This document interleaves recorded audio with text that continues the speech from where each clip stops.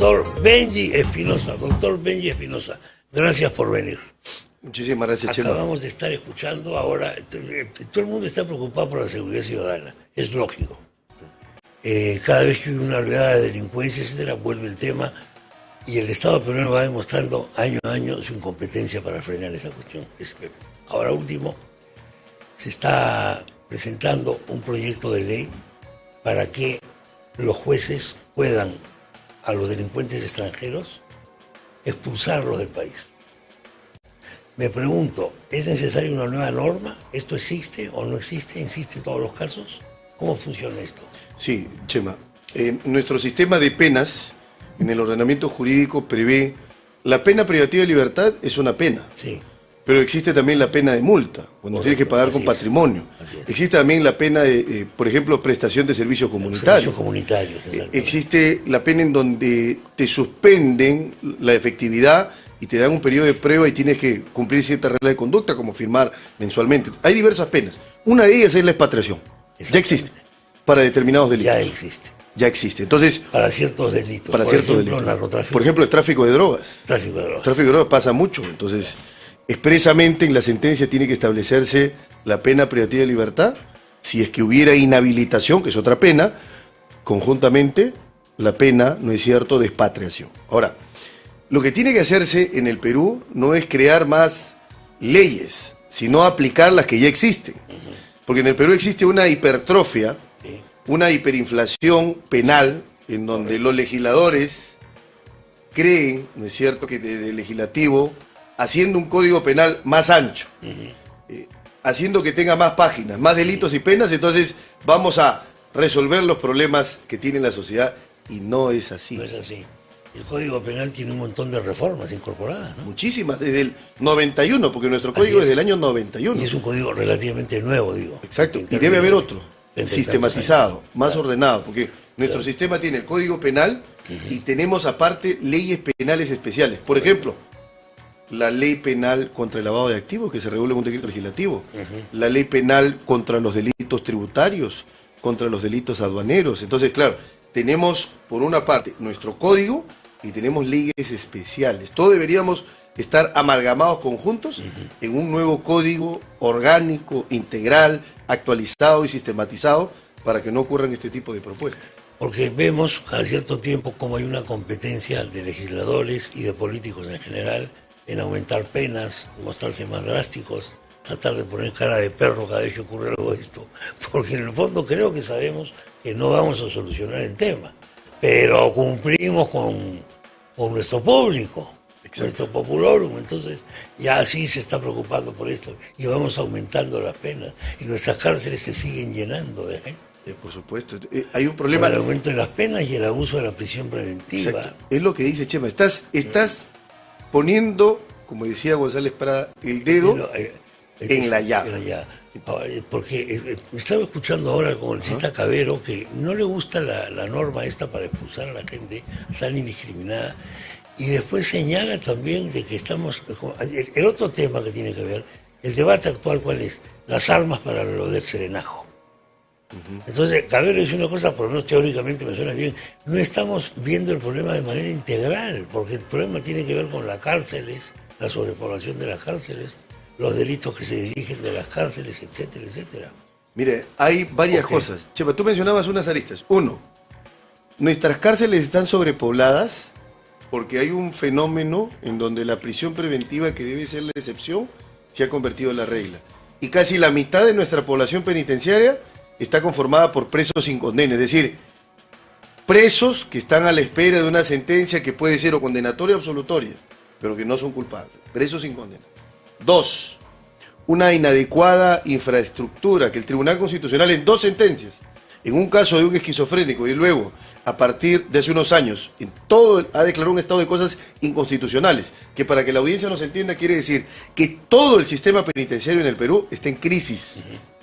Tres, si a eso le sumas que nuestro nuevo sistema procesal penal, digamos, que no es tan nuevo porque a partir del 2006 viene aplicándose, pero no es nuevo para Lima hace unos años porque ya se aplica en Lima y en todo el Perú, establece mecanismos que son muy importantes y que no se utilizan. No todos los casos tienen que ir a juicio. Hay casos que se pueden resolver antes de juicio. las salidas tempranas del proceso, las fórmulas de negociación en el proceso penal. Entonces todos estamos litigando, pleito, y seguimos concentrando y hay más carga judicial. Hay diversos factores entonces que no están siendo analizados. Hay que tener una mirada político-criminal, panorámica, ancha, amplia, y no pensar, como Lincoln llamaba precisamente. Yo recuerdo cuando entraba al taller de mi abuelo carpintero, en La Victoria, ingresaba y él tenía un cuadro de Lincoln. Y una de las frases... ¿De Abraham Lincoln? ¿De Abraham Lincoln? ¿Tenía un cuadro? Sí, claro. ¿Así? Sí, y Lincoln decía, en ese cuadro lo aprendí desde niño, lo seguí leyendo adolescente y ahora lo recuerdo adulto, él decía, la diferencia entre el mal gobernante y el estadista. El mal gobernante hace todo, dicta medidas, aprueba leyes, discute cosas, pensando en las próximas elecciones. El estadista, en cambio, piensa en las próximas generaciones. Nos faltan más estadísticas, porque politicastros creo que abundan. Estadistas, sí, desde luego. Desde luego. Entonces, estamos, me parece, entrando nuevamente a este pantano. ¿Qué cosa es un arma no letal? ¿Y qué opinas del debate que se está creando acerca de si los del serenazgo tienen que tener armas letales o no letales? O si no, la salida es que hagan patrullaje para la policía. Pero ¿cuántos policías más necesitamos? El triple. Sí, el asunto pasa por varias cosas. Primero, arma no letal en sentido conceptual, sentido, digamos, terminológico, sería aquella arma que no causa la muerte. Sí. Que puede causar ciertos estragos, daños, afectaciones al cuerpo, pero que no termina matando. ¿Correcto? Hay que tener cuidado con eso porque nosotros creemos que en el Perú se pueden dar medidas, digamos, al gusto de la coyuntura, al gusto de lo que la sed del pueblo reclama en ese momento, que es sangre, que es tomemos venganza. Fuente Ovejuna, López de Vega lo explicó muy bien. Pero no hay que ser instintivos, sino racionales. Y sobre todo los legisladores tienen que serlo, muy racionales. Entonces, acá pasa lo siguiente. Hay un conjunto de normativas del derecho internacional de los derechos humanos que regula muy bien, por ejemplo, el uso, ¿no es cierto?, o el empleo de la fuerza por los funcionarios encargados de cumplir la ley, de la ONU. Y establece muy bien criterios. Y los criterios pasan primero por establecer lo que constitucionalmente se encomienda. La Constitución nunca parece que al serenazgo se le encargue el orden interno. Tendría que haber una reforma constitucional. No pasa solo por decir, vamos a entregarles armas no letales y para que sean unos mini policías. Eso es lo que se pretende. En nuestros distritos, no.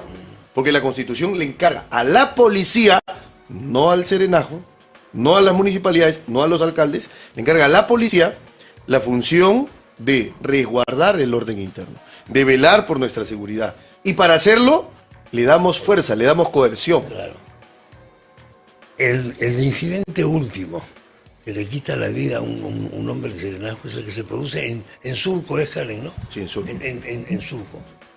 Y este hombre, desarmado, como cualquier sereno, le sale un instinto básico y va a tratar de impedir el delito. Y lo matan. Entonces, a partir de ahí se está discutiendo nuevamente una serie de temas. Por ejemplo, el famoso gas que te tiran, o el famoso spray que te tiran. O sea, claro, ¿cómo dices, perdón? El gas pimienta. Entonces, bueno, eso me puede hacer efecto a mí, pues. Yo le voy a pegar un tipo de serenazo, tire yo. Pero si yo tengo una pistola, le voy a disparar. O sea, no se engañó. Entonces sale la idea del patrullaje combinado, policíaco municipal. Y el miembro del serenazgo no debería cumplir esa función. La pregunta que hago es lo siguiente. El serenazgo es Surco. Este señor, que ha entregado su vida por defender una serie de derechos básicos de los ciudadanos, no suyos. ¿No debió haber hecho eso? No, sí, por Lo que estamos diciendo que no debió haber hecho y que debió agarrar su celular y llamar al Ministerio del Interior a ver si hay un policía cerca. Entonces, precisamente, estamos entrando al centro del problema. El centro del problema, entonces, el patrullaje combinado es otra cosa. Esa es una medida sensata, ¿te das cuenta? Okay. Pero cosa distinta a la propuesta de hay que proveerles de armas y entonces que la policía vaya por acá y que el serenazgo vaya por acá y que tenga un poder que la Constitución no le reconoce ni le permite. Lo combinado es otra cosa, porque ya tienes al serenazgo y tienes a la policía que sí está armada, ¿te das cuenta? Claro, tocaste otro punto. El problema es, ¿y la falta de miembros policiales? Claro, pues, ese es el problema. Y la falta de administración correcta del personal que se tiene, que es poco, pero que debe administrarse correctamente. Si ya tenemos pocos policías y se administra mal, o se destina mal, o se organiza mal, entonces flaco favor nos hacen y vamos a tener más carencias y más carestía. Entonces, ese es el problema. Bueno, de y fondo. entonces vamos a empeorar las cosas, porque la pregunta es cuántos policías necesitaríamos. Un número, el doble, el triple de policías. Y la infraestructura que no tenemos, da la impresión de que a los políticos en general les gusta agarrar el rábano por las hojas, porque por lo menos con eso sacan un poco de prensa y no ir al fondo del problema, que es un problema que tiene que ver con el presupuesto de la República, con el uso del dinero. En materia penal, ¿hay forma de mejorar las cosas sin construir nuevas penales? Sí, claro. Uno, aplicando bien las normas que existen. Yo ponía una opción, Chema, por ejemplo, para el conocimiento de nuestra audiencia. Nuestro código innova cuando trae lo que se conoce, que normalmente lo trabajan mucho los americanos, es el principio de oportunidad. Te doy la oportunidad de no ingresar al sistema penal para delitos de bagatela, de ratería, Sí. insignificantes, correcto. No se aplica. No se aplica, no se está aplicando. Tienes casos de hurto simple o de lesiones leves que llegan a juicio, Chema. Y entonces tienes ahí a fiscales, a jueces, a personal fiscal, jurisdiccional, abogados, trabajando, cuando esas horas, hombre, podrías invertirlas para casos que sí, digamos, afectan y colisionan con el tejido social, que es lo que se busca finalmente. Entonces, tienes el principio de oportunidad. Tienes otra opción, los acuerdos reparatorios. Entonces, ¿Entre las partes? claro, que es un mecanismo de justicia restaurativa, en Justicia donde restaurativa, básicamente, efectivamente. básicamente lo que se hace es la víctima con su ofensor, el ofensor le pide perdón y se compromete a reparar el daño. Y evitamos un juicio largo, ¿no es cierto? Es mejor un buen negocio que un mal Más pleito. juicio. 3, tenemos el mecanismo de la terminación anticipada. Correcto. La terminación anticipada se hace precisamente antes de la acusación, según la ley, para no llegar a juicio. Ok. Se aplican pocos casos de terminación anticipada. Entonces yo te podría decir, hay muchos casos, proceso inmediato, por ejemplo, proceso para que avance rápido frente a determinadas situaciones que son fáciles de constatar. ¿Por qué no estamos aplicando eso como se debiera, con la intensidad y el espacio que se debiera? Porque afecta a demasiados intereses, demasiada gente se quedaría sin chamba, esa es la idea. Por un lado, por el otro puede ser una falta de capacitación de los actores del sistema de justicia penal, que es importante, y el control que tiene que haber sobre la capacitación o no, y la formación o no, que depende de la Junta Nacional de Justicia, ¿no es cierto? Que es muy importante, que es el órgano llamado por la Constitución a fiscalizar y a revisar periódicamente cada 7 años a los jueces y fiscales del Perú. ¿Cuán intensivamente se promueven este tipo de salidas, prejuicio, digamos, entre los jueces, en la formación de los jueces? Normalmente la formación es... ¿Hay cursos sobre esto? Hay cursos, pero muy sobre pocos. eso. La mayoría de cursos, mira... Pero son pocos. Sí, te digo porque de mi experiencia y desde lo que yo he trabajado como obra, yo soy uno de los primeros autores que trabaja las técnicas de litigación penal en el Perú allá por el 2016. Habían algunos trabajos, pero mi trabajo, digamos, es un manual orgánico en el tema. Pero ya en el manual explicábamos de que es necesario que se entienda que no todo caso va a juicio. ¿Cuál es la idea del sistema acusatorio? Que del 100% de los casos, 90% se resuelvan prejuicio, sin ir a juicio. Y solo el 10%, es decir, 1 de cada 9 casos penales, recién vaya a juicio. Si es que la idea, digamos, el objetivo, la finalidad, si hubiese cumplido, no tendríamos el sistema congestionado que tenemos. 1. Bajaríamos un poco el índice de sobrepoblación penal, de hacinamiento penitenciario que tenemos ahora. Entonces, las consecuencias positivas estarían directas, ¿no es cierto?, si es que se realizara esto que te estoy diciendo. Es una herramienta valiosísima, la de la negociación penal. Pero el mismo público no lo conoce. O sea, tenemos una mentalidad pleitista en el Perú, Sí, claro. ¿no? En todas las clases sociales. Es una mentalidad de picapleitos, Colonial, además, ¿no? Colonial, nos encanta Heredada, todo. Y nos hemos sentido mal cuando nos quitaron el papel sellado. ¿Recuerdas el papel Claro, sellado? el papel. Bueno, ya hace muchos años que no se usa. Pero para los jóvenes dirán de qué está hablando, pero era obligatorio tener papel sellado, poner los timbres de ley, etcétera, etcétera. Amén de la papeleta del colegio de abogados y todo eso. Bueno, normal. Entonces mucha gente no conoce esto. Y lo primero que vale es voy a buscar un abogado que pueda ser un buen litigante. Y el abogado no le va a decir a su potencial cliente, mira, no hagamos nada, vamos a la vía de la conciliación, a la vía de la restauración. Ahí vamos a otro tema. ¿Quién debe promover ese tipo de salidas? Ahí vamos a otro tema porque el código de ética de los abogados, que ve la deontología forense, o sea, lo que debe hacer un abogado. El buen abogado, enseñaba el maestro Couture, que es un referente en el derecho uruguayo, el sabio maestro Eduardo Couture. Él enseñaba, digamos, que el abogado tiene que solucionarle el problema al cliente. Y la solución no siempre está en el litigio, la solución puede estar en una negociación. Y esto pasa, hablabas de una cultura, si es una cultura pleitista, por supuesto. Esto me hace recordar también a cómo cuando se discutía la implementación del nuevo Código Procesal Penal hubo mucha gente reacia, ¿no es cierto?, a que se implemente, porque lo que se estaba cambiando era el papel y la tinta por el verbo, por las audiencias. O sea, se iba dejando un poco la escrituralidad para implementar la oralidad. La oralidad que es mejor y que hoy es una tendencia, incluso ahora está en los procesos civiles, en los procesos laborales, y próximamente va a estar en todo, porque es la tendencia del mundo. Es decir, la civilización reconoce que es mejor si el juez te escucha, es mejor si tienes inmediación, si el juez está atento y concentrado para que resuelva, a que lea un papel. ¿Te das cuenta? Entonces, eso es fundamental. Hay varios cambios que hacer en el sistema de justicia penal. ¿Tú recuerdas que hace un tiempo hubo el famoso Seriajus? Sí, claro. Que se formó para la reforma de la justicia. Exactamente. Necesitamos urgente que se revisen algunas normas del sistema penal y que se apliquen otras que están y que son muy valiosas y que no se aplican, y hace que se congestione y haya un tráfico en el sistema penal. Bueno, es que esto hay que promoverlo, porque de lo contrario ya esto no va a dar para más, pues. Ya no tenemos sitio para meter a más presos en ningún lado, en ninguna parte. Todos los penales están sobrepoblados. Y ahí estamos atentando, yo sé que esto no es popular decirlo, contra los derechos del reo. El preso tiene muchos derechos humanos, básicamente que tenemos que respetar, y el hacinamiento atenta contra uno de ellos, ¿no? Entonces, eso no, mucha gente no le gusta escuchar estas cosas, pero hay que decirlas. Claro, yo recuerdo cuando se discutía, la Comisión Interamericana hizo una visita in loco, se llama, o sea, en el lugar. En el lugar, ¿no? Sí. In situ. Y habían algunos penales que se reclamaban en el Perú que eran inhumanos. Sí, pues. Yanamayo y otros más que estaban. Sí.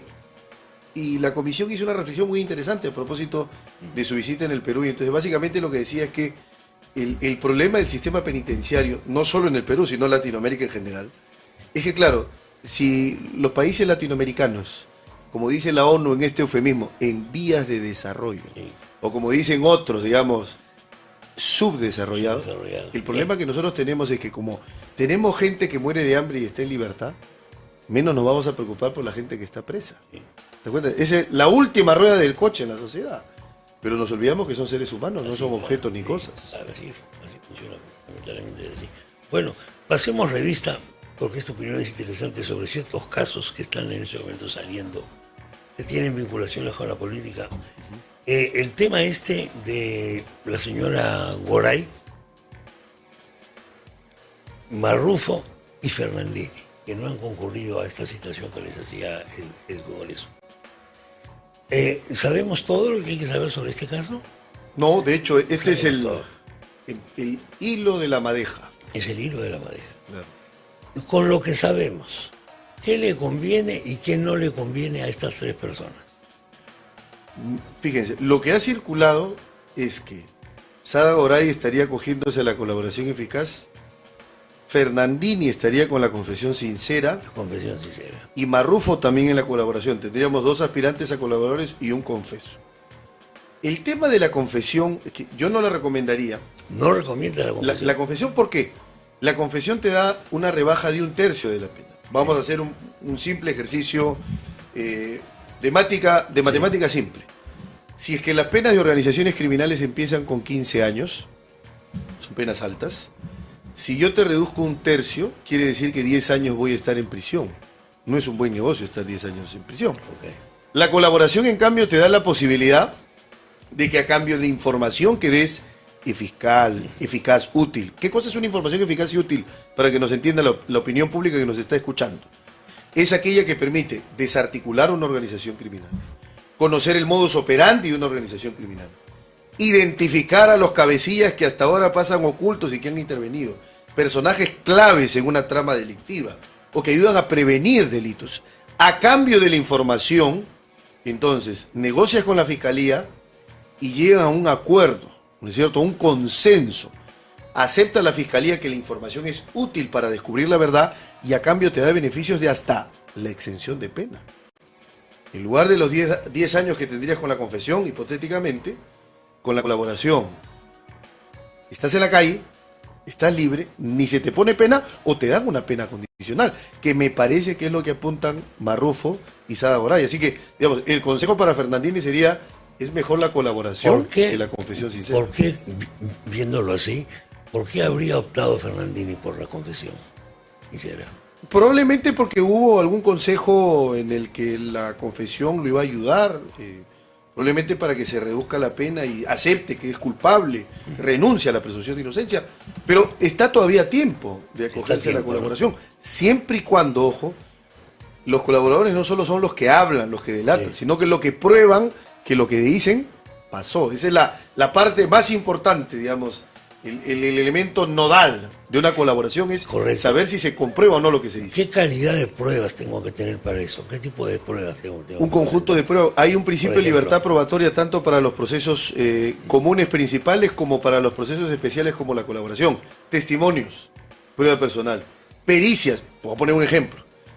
En un proceso de colaboración eficaz en donde el colaborador dice, yo me comuniqué con el alcalde, yo que era el gerente de desarrollo social, con el alcalde, yo me comuniqué. Ya están los audios. Los audios no bastan. No, pero ahí está mi voz. No basta. Pericia para poder determinar, se llama homologación o fonética forense. Determinar si esa voz del audio corresponde a la llamada verdadera. ¿Es mi voz o no es mi voz? Claro. Y si esa voz del supuesto alcalde es la voz del alcalde o no lo es. Prueba documental, prueba material, videovigilancia, intervención a las comunicaciones. Hay mucho por hacer en un proceso de colaboración. Pero la diferencia es que se hace de manera reservada, simultáneamente a la carpeta fiscal principal. De acuerdo, ese es un caso. Ahora, un caso mundial. Ayer yo comentaba en el editorial y le decía a Trump, bienvenido al club. Porque Trump ha estado preso minutos, ha estado detenido minutos. Cosa que en Estados Unidos es una novedad total. Es una noticia, pero gigantesca. Por los famosos documentos que tenía en esta mansión ahí en Florida. Es una mansión de los años 20, de una multimillonaria excéntrica, y que él compró a precio de oro. ¿En qué situación va a quedar Trump? ¿Por qué? Porque hay un fiscal, que es un fiscal que se llama Jack Smith. El apellido Smith es como decir Juan Pérez, más o menos, ¿no? Sí, más o menos. En Estados Unidos, en Inglaterra no tanto. Entonces, él ha renunciado a la Corte Penal Internacional para venir a hacerse cargo de este caso. Y parece que es un tipo de cuidado, un tipo de polendas. Viendo así las cosas, ¿hasta dónde puede llegar el caso Trump? Bueno, puede llegar a una condena. Y interesante lo que reflexionas, porque tienes a un buen fiscal y Trump con los recursos que tiene debería armar un Dream Team legal como lo armó O.J. Simpson. ¿Tú te acuerdas del juicio de O.J. Simpson? Absolutamente, un caso extraordinario, absolutamente extraordinario. Yo recuerdo que ahora... al final es absuelto cuando todo apuntaba que él había matado a su mujer. Exacto. Pero todo. Sí, claro, había un audio de llamada 911, me parece. 911, donde Ann Nicole Smith, que era la ex pareja de Trump, de O.J., decía, ¿no? Ahí viene O.J. auxilio, viene a golpearme como siempre lo hace. Sí. Confesión en vivo y en directo, grabado en audio. Y pese a eso, claro, ¿por qué se logra la absolución? Por un buen trabajo en la defensa, porque demostraron prejuicio en el detective principal que se llamaba Furman, que recolecta toda la evidencia de la escena del hecho, ¿no es cierto? De los guantes, la sangre y todo lo demás. Cuestionan al perito biólogo forense, traen a Barry Schenker, un experto en encontrar deficiencias y omisiones en el manejo de la prueba biológica. Traen a Lee Bailey, que era un abogado famosísimo, que luego escribe un libro para los que están estudiando derecho, es muy bueno eso, se llama ¿Cómo se ganan los juicios? El abogado litigante, Lee Bailey, que después lo han traducido en una editorial argentina. Entonces, tiene un conjunto pues de estrellas de litigio. Y eso me trae también a la memoria algo que yo hablaba con el maestro, al cual le tengo muchísimo cariño, el doctor Mario Pablo Rodríguez Hurtado. Me decía, somos pocos los que tenemos las cualidades para ser litigantes. Porque tiene que tener cualidades y virtudes para eso. No cualquiera lo va a hacer. En el sistema inglés, que lo conoces muy bien, Chema, el sistema inglés, hay abogados que son los consejeros, Sí, claro. y hay los abogados de la barra, los barrister, Sí. ¿ya? Y, Los barristas. exacto, Los barristas. van a la barra porque están formados para el foro, porque están formados para los tribunales. Eso implica una serie de cosas, ¿no? Desde el timbre de la voz, condiciones escénicas, Exacto. cómo sales en fotografía, la prensa te aborda, qué tal declaras a la prensa. En realidad, hoy día contratar a un abogado significa contratar a un operador mediático. Sí, claro. Es que es así, sobre todo en los casos que tienen connotación político-jurídica. Absolutamente. Defensa Estás en de alto primera funcionario, plana, claro. Estás de en primera funcionario plana. de alto perfil, por supuesto que tiene que tener Así es. esas condiciones y reunir esas habilidades y destrezas. Y si no, es mejor dar un paso al costado. Sí, pues. Bueno, entonces esto puede tener unas consecuencias tremendas, Sí, claro. lo de Trump. Bastante lo de Trump, porque además el mecanismo americano, volviendo a Trump, es, claro, ¿por qué están minutos? Porque esto tiene un sentido. Digamos, Trump se entrega, lo arrestan, pero es básicamente para que le formulen los cargos. Sí, claro. Formúlame los cargos y yo pago una Sale en fianza. libertad, pero sin El fianza, proceso salió sin continúa. fianza. En este caso en fianza. En el anterior, ¿te acuerdas del tema de la compra, del testimonio de señorita esta, de la señorita, dame sí. compañía, en fin? Sí. Este es el caso de los archivos, Trump. Sí. Tiene varios casos Trump además, vienen Claro. otro más también, Sí. que probablemente tengan el mismo destino. Van a venir los juicios Trump ahora, Sí. uno tras otro, una serie de juicios. El primer presidente americano enjuiciado Primer caso, efectivamente. en la historia. La pregunta es si será Estados Unidos. candidato. Me parece, bueno, dentro del Partido Republicano nadie le hace sombra. No, parece Esto- que sí, ¿no? Esto lo está aupando porque la gente siente que está siendo perseguido su líder. Claro, porque tú Es sabes una que esto tiene un persecución doble efecto. político-mediática. Exacto. Sí, exacto. siempre pasa eso. Algunos Siempre pasa lo eso. ven como que vamos a sacarlo del camino. Sí, Y hay personas que ven, pero ¿por qué tanto te ensañas con él? ¿Por qué Claro. lo atacas tanto? Claro. ¿Por qué hay tanto una presión abrumadora en su contra, en ciernes? Exactamente. Ah, bueno, entonces debe ser porque lo ven como un rival de polendas y seguramente porque va a ganar. Y el derecho sirve, ¿no es cierto?, como un elemento para sacar de la lid política al adversario. una breve pausa y continuamos unos minutos más. Muchas gracias. Con más de 35 años de trayectoria en Rocker nos especializamos en la fabricación de productos farmacéuticos para la bioseguridad en las áreas más críticas de hospitales y clínicas. Somos 100% peruanos y fabricamos productos bajo estándares de calidad internacional certificados en el Perú y el extranjero. Ahora usted también puede tener la tranquilidad de contar con los niveles más altos de bioseguridad del mundo en su casa. Rocker, bioseguridad clínica para su hogar. www.rocker.com.pe. Volvemos. Estamos viendo PBO con Chema Salcedo. Para este año, la inversión minera en el Perú superaría los $5.600 millones, permitiendo así marcar la pauta para el crecimiento económico del país. A través de Minpro 2023, impulsamos las transacciones comerciales de la gran industria minera y sus proveedores. Separa tu stand y participa en la rueda de negocios del sector minero a realizarse el 27 y 28 de junio en el Hotel Westin, la cual será liderada por Roque Benavides, presidente del directorio de Compañía de Minas Buenaventura. Haz negocios con el sector minero, separa tu stand y participa. Minpro 2023. Más información en www.minproperú.com. Peruano come rico y come bien despachado. Y para seguir disfrutando como te gusta, Fosepan Forte. Fosepan Forte contiene 4 componentes que ayudan a proteger tu hígado, incluyendo el antioxidante L-Glutathione, la protección que tu hígado necesita. Fosepan Forte. Su misión, brindarte buena protección para tu hígado. Caferma, familia confiable. Alcánzame al Pesa, siempre alcanza. Alcánzame al Pesa.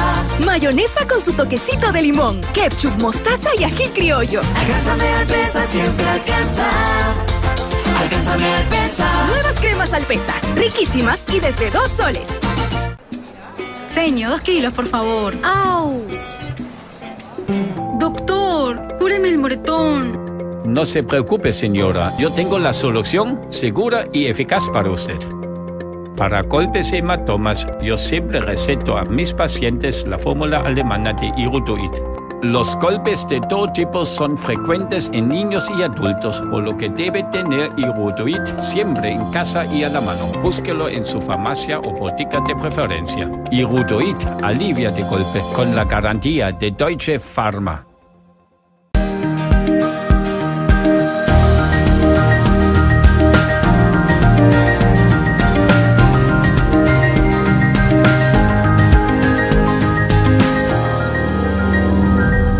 está viendo PBO. Vive como en un club de lujo todo el año. En Condominio Montemar, a solo un paso del mar.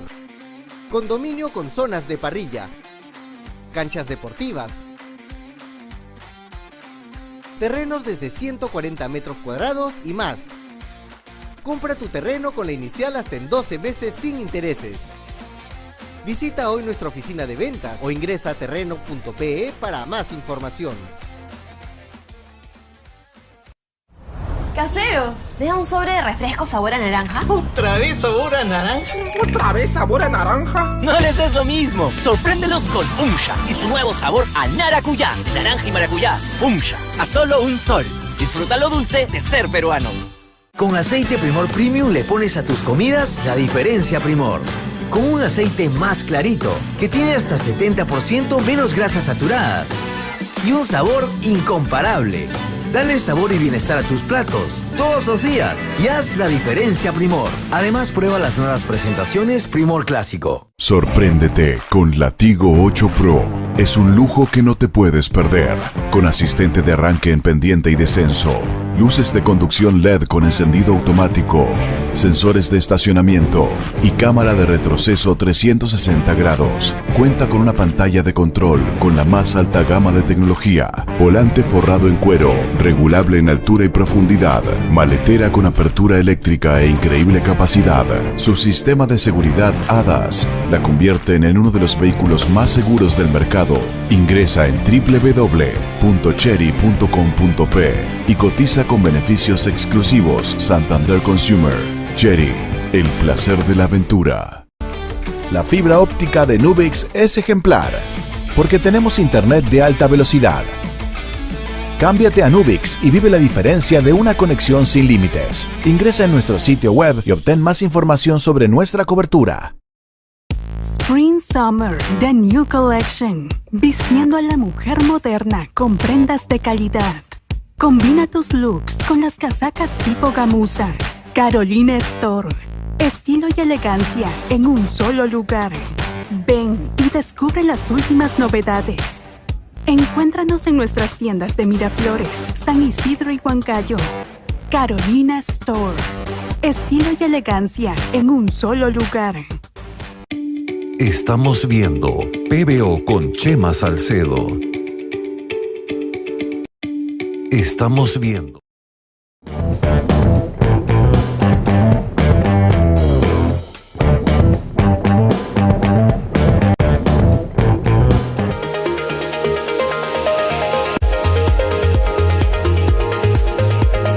Ahora disfrute de la programación de PBO las 24 horas del día. La señal de PBO está disponible en cable a nivel nacional. Encuéntrenos por Cable Club Internet, Cable Mundo Perú, Telcom Pavera, Cable Fast, HA24 SRLTV, Cable Oxapampa, Radio Cable Tarma, Teleamigos Aguaitía. Sintonice PBO. Continuamos con el doctor Benji Espinosa. Hemos pasado revista a varios temas. Primero, la última noticia, el debate que se está armando con motivo de la seguridad ciudadana en general, pero en concreto en las armas letales o no, o ninguna, que deben tener los miembros del Serenazgo. Luego, una nueva norma para engordar a un código penal que está lleno de reformas por todas partes para expulsar a los delincuentes extranjeros. Normas que ya existen, pero acá queremos siempre innovar, sin haber leído aparentemente las normas que ya existen. Y luego hemos pasado revista al caso de la señora Goray, Mauricio Fernandini y Salatiel Marrufo. Y luego, últimamente, el caso Trump. Benji Espinosa ha dicho que si me invitan, declino el caso de que lo inviten a defender al señor presidente. Sí, claro. Eso salió en la prensa bastante destacado. ¿Sí ha habido repercusión? Ha habido bastante repercusión. Es la verdad, porque lo que pasa es que me ponen en la silla de invitados del equipo de defensa legal del expresidente Castillo como si yo hubiese retornado a la defensa. Y eso no es así. Si bien han habido algunas invitaciones, algunos pedidos, ¿no es cierto? Yo he declinado amistosamente, he dicho que no. Mi no es un no rotundo y es un no irrevocable. no hay marcha atrás. Que yo pueda, sin embargo, hacer un examen, una observación, un análisis de lo que viene pasando en sus casos, por supuesto que lo voy a hacer, porque todos tenemos derecho a la crítica de las resoluciones judiciales y de las actuaciones judiciales. Como comentario público. Como comentario. En un medio. Exacto. O algo parecido. Pero retornar a la silla de la defensa. No como consejero o asesor jurídico. No como defensor ni como asesor jurídico. Tampoco intervenir cuando se comienza el proceso oral, si que se comienza en algún momento. Exacto. Exacto. Que van a ser juicios bien interesantes. Por supuesto que van a ser interesantes. Estos juicios son absolutamente apasionantes, son cinematográficos. La cantidad de cosas que salen a la luz todos los días, la imaginación se queda corta. ¿Esto es por qué? ¿Por el caso, por la persona de Castillo, o porque meterse en un lío jurídico-político, y a veces más político que jurídico, es complicado? Pero ahora todo está politizado también. Todo está, digamos, cuidado. Hoy es bien difícil separar lo jurídico de lo político, ¿no? Todo está, lo político tiznado de jurídico, lo jurídico mezclado con lo político, entonces... Y todo es mediático, además. Y es mediático. Todo es mediático. Claro, y ¿qué pasa con los juicios mediáticos o juicios paralelos? Que mientras tienes el proceso por acá, en el carril izquierdo, en el carril derecho tienes el juicio mediático y paralelo. Sí. Ustedes en la prensa, como bien saben, digamos, los juicios son instantáneos, la noticia no puede esperar. Claro. En cambio, el proceso es todo lo contrario. Hay que esperar para hacer las cosas bien. Yo recuerdo mucho, Carneluti, gran jurista, Carneluti, famoso italiano, decía que, exacto, es un clásico del derecho, sí.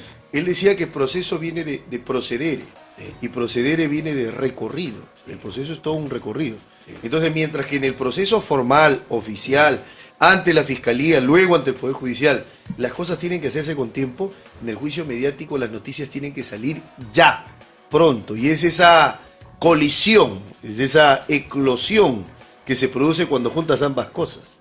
Que hay que reflexionar, por supuesto. Por supuesto que hay que informar, pero para informar también tienes que conocer. Porque, por ejemplo, tú, Chema, das opiniones sobre algunas instituciones, pero porque las conoces, porque conoces el sistema. Tú no te atreverías a entrar al sistema americano si es que ni por asomo sabes cómo funciona. No, claro que no. El problema es que a veces no tenemos tiempo nosotros tampoco. O sea, esto sale todos los días. Sí, pero podríamos hacer, por ejemplo, una instrucción para periodistas. Hoy día me voy a quedar callado porque tengo que estudiar un expediente y no puedo. Claro. No puedo, me votan.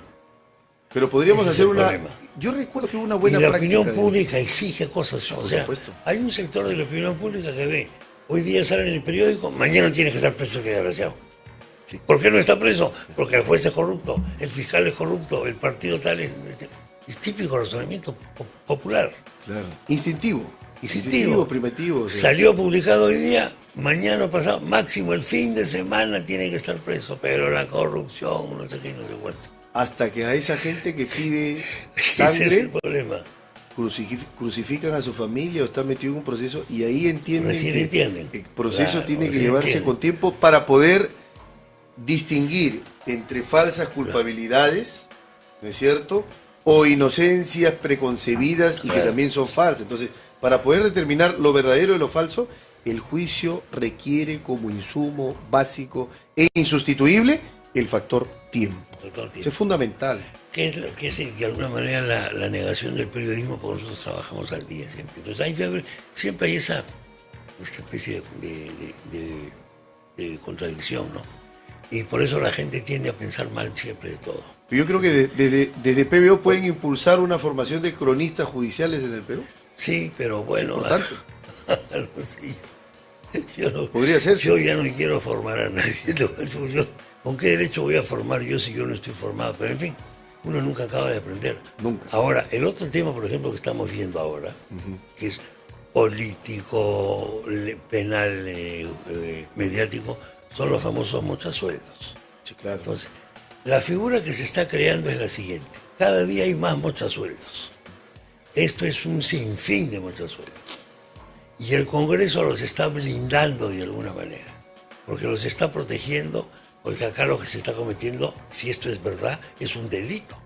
Esto está en el Código Penal. Sí, claro. O sea, esto no es una discrepancia política, no es una doctrina X. Entonces, ¿cómo ves esa figura? Bueno, primero que estamos hablando de delitos graves contra la administración pública. Claro.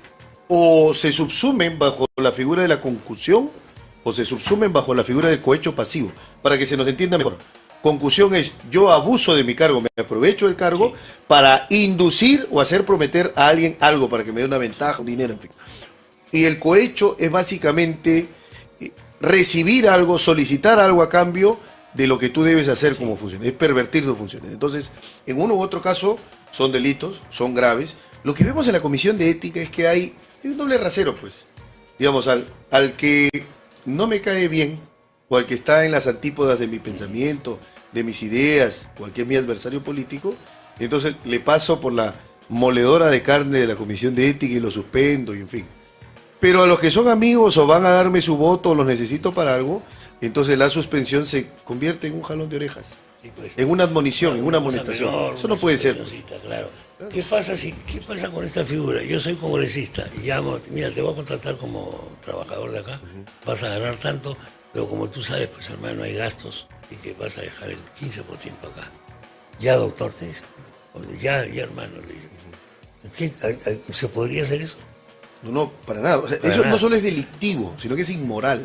Ya, o sea, eso es delictivo. Por supuesto, pero además... Por más que yo haya manifestado mi acuerdo, lo que pasa es que yo supongo yo, de que este tipo de conversación se puede haber dado al comienzo del contrato de esta persona. Yo me imagino así. Y que no puede... Lo que pasa es que la persona perjudicada, esto es una conjetura, una conjetura.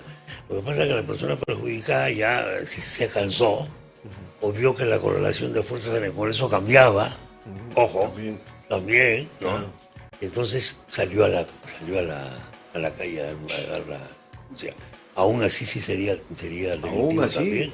Aún cuando haya consentido inicialmente, claro. Porque esto es lo que los romanos antiguos llamaban, pues, dura lex, sed lex. La ley puede ser dura, estricta, pero es la ley. Para mis amigos y para todo el mundo. Para todo el mundo.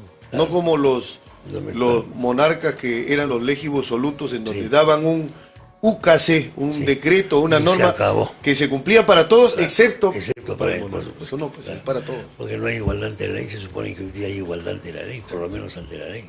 Exacto. Aunque a veces uno se queda medio extrañado, ¿no? Sí, cosas que ocurren. Hay muchas cosas que hay que mejorar, pero claro, la igualdad de la ley es básicamente un principio básico para todos, ¿no? Democrático. Mínimamente democrático. Libertad e igualdad. Muchas gracias por la visita. Gracias, Chema, siempre un placer. Y estamos en contacto. Es interesante escuchar a Benji Espinosa siempre. Señoras y señores.